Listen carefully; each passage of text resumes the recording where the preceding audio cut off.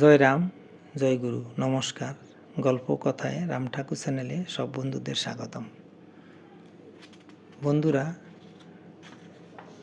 গতদিন আমি আপনাদের কাছে তুলে ধরেছিলাম আমি এই তো আসি ঠাকুরের সেই প্রসঙ্গ কথা। তার দ্বিতীয় অংশ আমি এখন আজকে বলছি কি ঘটেছিল পরের দিন। তার স্ত্রী বেকুলভাবে, অর্থাৎ নলিনীবাবুর স্ত্রী বেকুলভাবে সেদিন স্বামীর জন্য অপেক্ষা করেছিলেন। যথাসময়ে স্বামী অফিস থেকে ফিরে এলেও ঠাকুর দর্শনে যেতে যেতে রাত 9:30 মতো বেজে গিয়েছিল। এদিকে মালাকার বাড়িতে বাড়ির লোক ঠাকুরকে বলেছিলেন, বাবা সারাদিন খুব পরিশ্রম হয়েছে, এখন আপনি বিশ্রাম করেন। ঠাকুর বললেন, না, আমি এখন বিশ্রাম করুম না, আমার জন্য লোক আইব তো। মালাকার বাড়ির লোক বললেন, না, এখন আর লোক আসবে না। এমন সময় মালাকার বাড়ির গেটের সামনে গাড়ি থামলো। শ্রী শ্রী ঠাকুর বললেন, দেখেন ওনারা আইছেন।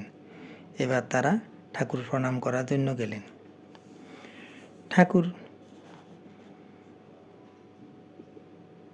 ওনারা আসার পর ঠাকুর তাদেরকে বিছানায় বসতে দিলেন। তারা ঠাকুর প্রণাম করে বিছানায় বসলেন।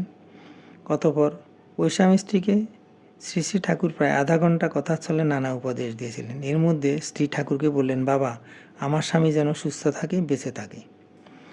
শ্রী শ্রী ঠাকুর বললেন, ওই কথা কি আমি কইতে পারি?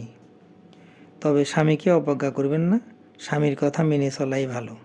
অতঃপর নলিনী বাবুকে ঠাকুর বললেন, কার্যস্থলে আপনি একটু ঠিকভাবে যাবেন। শ্রী শ্রী ঠাকুরের শ্রীমুখের কথাগুলির সত্যতা পরবর্তীকালে প্রমাণিত হয়েছিল। নলিনীবাবুর সরকারি কর্মস্থলে সত্যি এক অঘটন ঘটেছিল। সেই সময় একবার ফেনীতে সাম্প্রদায়িক দাঙ্গা হয়েছিল। দাঙ্গার সময় চারিদিকে আগুন দেখে তিনি স্ত্রীর জন্য খুব চিন্তিত হয়ে হতবুদ্ধির কাজ করলেন। তিনি চাবি ফেলে রেখে চলে আসেন। এদিকে ওই অসাবধানতার ফাঁকে ক্যাশ বাক্স চুরি হয়ে যায়। তৎপর ওই বাক্সে প্রায় 30,000 টাকার অধিক কিছু টাকা ছিল। এদিকে পরের গাড়িতে ক্যাশ বাক্স যাওয়ার কথা। এত তাড়াতাড়ি এত ক্যাশ টাকা কিছুতেই পাঠানো সম্ভব হলো না। তার দায়িত্বে এই ঘটনা ঘটেছে বলে সরকারি আইন অনুযায়ী তিনি সাসপেনশন ভোগ করেন এবং পরবর্তী সময়ে তিনি নিজস্ব স্থাবর অস্থাবর সম্পত্তি বিক্রয় করে, স্ত্রীর গয়না বিক্রয় করে এবং কিছু সহকর্মী চাঁদা তুলে সাহায্য দিলে ওই সব যোগ করে সরকারের ঘরে নির্দিষ্ট টাকা জমা দিয়ে সেই ঋণ থেকে মুক্ত হলেন।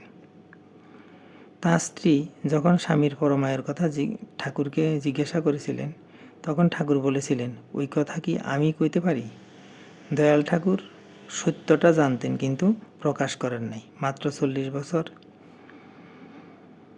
বয়সে তার স্বামী দেহ রাখেন। তখন তিনি 2 ছেলে 3 মেয়েকে নিয়ে যেন অথই ভবসাগরে পড়ে গেলেন।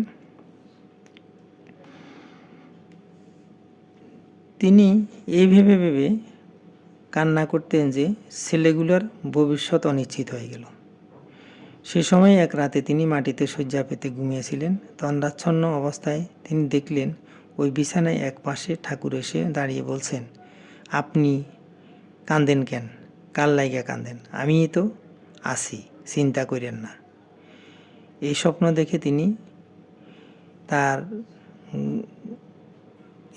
দেখে তার ঘুম ভেঙে গেল।